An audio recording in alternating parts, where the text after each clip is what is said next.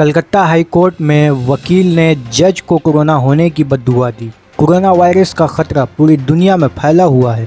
लोगों को इससे बचाने के लिए लॉकडाउन अमल में है।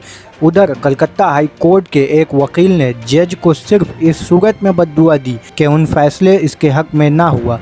मुश्ताल वकील ने खुद ही अदालत में जज से कहा, आपको कोरोना वायरस हो जाए। वकील के तर्ज अमल से नाराज़ जज ने वकील के खिलाफ तौहीन अदालत की कार्रवाई की सिफारिश की है। जस्टिस दीपांकर दत्ता ने अदालत के वक़ार को बरकरार रखने में नाकाम होने और इस मुअज़्ज़र पेशे के मेंबर के मुताबिक काम न करने पर वकील विजय अधिकारी की मज़म्मत की।